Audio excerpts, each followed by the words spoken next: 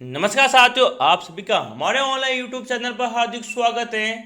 प्रिय विद्यार्थियों, आज बात करेंगे वर्तमान महावीर ओपन यूनिवर्सिटी कोटा के अंतर्गत जून एग्जाम 2023 की। उसके अंतर्गत आज हम बीए फर्स्ट ईयर के एग्जाम के बारे में बात करने वाले हैं। आज का जो अपना पेपर है वह है लोक प्रशासन के सिद्धांत, जिसका पेपर कोड है PA01। ये एग्जाम आपके 7 अगस्त को होने वाला है, तो एग्जाम की दृष्टि से बहुत अति महत्वपूर्ण पेपर है। ठीक है, तो 7 अगस्त को होने वाले पेपर के अंतर्गत किस प्रकार का पेपर आपके एग्जाम में पूछा जाएगा उस पर हम बात करने वाले हैं। तो इस वीडियो को शुरू से लगाकर अंत तक आप पूरा देखें ताकि आपको पूरा पेपर अच्छी तरह से समझ में आ जाए।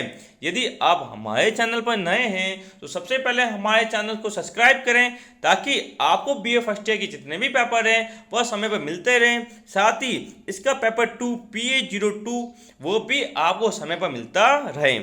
ठीक है, तो शुरू करते हैं और देखते हैं किस प्रकार का पेपर आपके एग्जाम पूछा जाएगा। ठीक है, तो देखिए पेपर है लोक प्रशासन के सिद्धांत, पेपर कोड है PA01।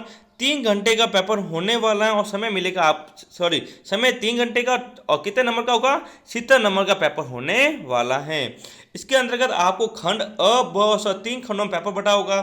सेक्शन ए जो कि 14 नंबर का होगा और कुल 7 सवाल पूछे जाएंगे। तो देखिए अति महत्वपूर्ण सवाल, पहला सवाल है किसने लोक प्रशासन पर पहली पुस्तक लिखी थी। ठीक है, लोक प्रशासन पर पहली पुस्तक किसने लिखी थी वो बताना है। दूसरा है लोक प्रशासन एक शैक्षिक विषय के रूप में कहाँ जन्म हुआ। ठीक है, अगला सवाल है, देखते तीसरा सवाल। तीसरा, द फंक्शन ऑफ द एक्यूटिव पुस्तक किसने लिखी है। 4 नंबर सवाल है हॉल्डेन समिति किस देश से संबंधित है, उस देश का नाम आपको बताना है। 5वां सवाल अति महत्वपूर्ण वेरी वेरी इंपॉर्टेंट सवाल है फियोन द्वारा संगठन के कितने सिद्धांत दिए गए। 6 नंबर सवाल है उर्विक का जन्म कहाँ हुआ था। 7वां सवाल है हर्बर्ट साइमन ने निर्णय प्रक्रिया में कितने स्तर बताए। 7वां इंपॉर्टेंट सवाल है, बहुत इंपॉर्टेंट, पक्का एग्जाम में देखने को मिलेगा, हर्बर्ट साइमन। ठीक है, इसके निर्णय प्रक्रिया को आप अच्छी तरह से पढ़ के जाएं। ठीक है, अब बात करते हैं खंड ब की, जो कि आपके 28 नंबर का होने वाला है, जिसके अंतर्गत आपको 4 सवाल करना और प्रत्येक सवाल 7 नंबर का होगा। कुल 28 नंबर का ये खंड है। ठीक है, तो देखिए सवाल दूसरा वेरी वेरी इंपॉर्टेंट कर लो, लोक प्रशासन की प्रकृति की व्याख्या के साथ तो पक्का एग्जाम में आएगा ये सवाल। ठीक है, तीसरा नवीन लोक प्रशासन की अवधारणा पर चर्चा करें। 4 नंबर वैज्ञानिक प्रबंधन की अवधारणा का वर्णन कीजिए। साथ ही इंपॉर्टेंट सवाल है कि वैज्ञानिक प्रबंधन की अवधारणा क्या होती है, वैज्ञानिक प्रबंधन क्या होता है वह आपको बताना है यहाँ पर। ठीक है, 5वां सवाल वेरी वेरी इंपॉर्टेंट सवाल है साथियों, औपचारिक संगठन की विशेषता पर चर्चा करें कि औपचारिक संगठन क्या होता है और अनौपचारिक संगठन क्या होता है वो आपको बताना है साथियों। ठीक है, यदि साथियों अभी तक आपने हमारे चैनल को सब्सक्राइब नहीं किया तो सबसे पहले हमारे यूट्यूब चैनल को सब्सक्राइब करें ताकि आपको जितने भी पेपर होने वाले हैं बीए फर्स्ट ईयर के बाकी वो आपको समय पर मिलते रहें। चलते हैं अगले सवाल की तरफ। 6वां सवाल देखते हैं, पदानुक्रम के सिद्धांत की व्याख्या करें। पदानुक्रम का सिद्धांत क्या, उसकी व्याख्या करनी है। 7वां है समन्वय की विभिन्न तकनीकों का वर्णन करें। समन्वय किस प्रकार से होता है, उसकी तकनीक क्या है, उसका वर्णन आपको करना है। 8वां सवाल साथियों इंपॉर्टेंट करो, वेरी वेरी इंपॉर्टेंट सवाल है, मुख्य कार्यपालिका के महत्व पर चर्चा करें।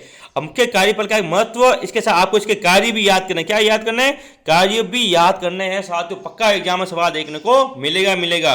9वां सवाल है एक संगठन में स्टाफ एजेंसियों के कार्यों की चर्चा करें कि स्टाफ एजेंसियां किस प्रकार कार्य करती हैं वो आपको याद करना है अच्छी तरह से। अब बात करते हैं खंड स की, सेक्शन सी, जिसके अंतर्गत आपको 2 सवाल करने, प्रत्येक सवाल 14 नंबर का होगा और 2 सवाल करने, ये 28 नंबर का है। कितने खंड के थे, 28 नंबर का 2 सवाल आपको करने हैं। कुल 4 सवाल आएंगे, 4 में से आपको 2 के आंसर देने हैं। 10वां इंपॉर्टेंट है, वेरी वेरी इंपॉर्टेंट कर लो साथियों। ठीक है ना, लोक प्रशासन के महत्व को समझाइए, इसका महत्व क्या होता है लोक प्रशासन वो आपको बताना है। 11वां है शैक्षिक विषय के रूप में लोक प्रशासन के विकास के विभिन्न चरणों की व्याख्या करें कि लोक प्रशासन का विकास शैक्षिक विषय के रूप में किस प्रकार से हुआ, कौन कौन चरण है वो चरण आपको बताने हैं।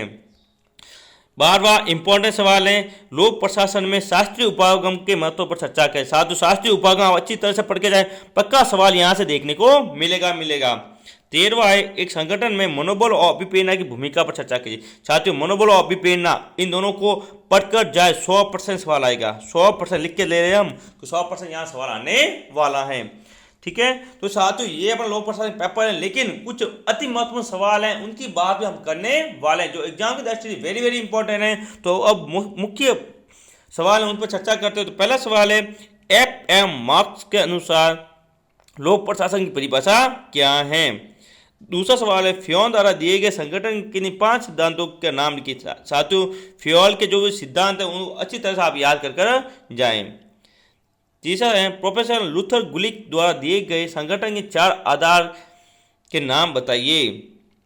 चौथा सवाल है, 1937 के लेखक कौन है। ये केवल 1937 पुस्तक के उसके लेखक कौन है वो आपको बताना है।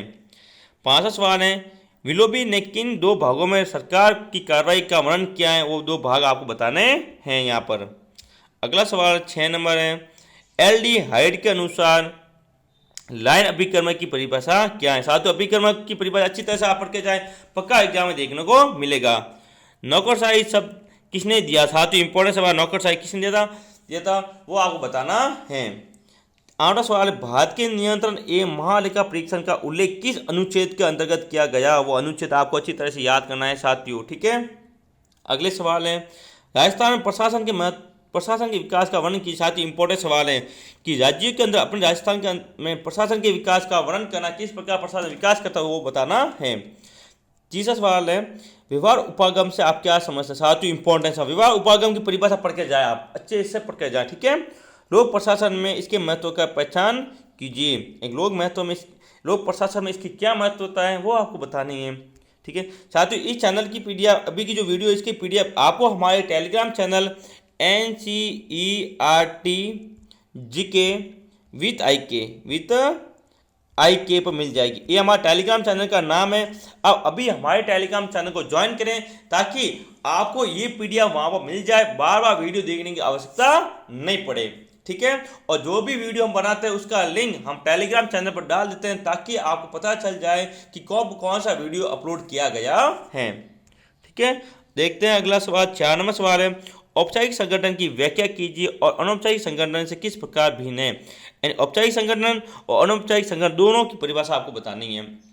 5वां सवाल वापस आ चुका है साथियों।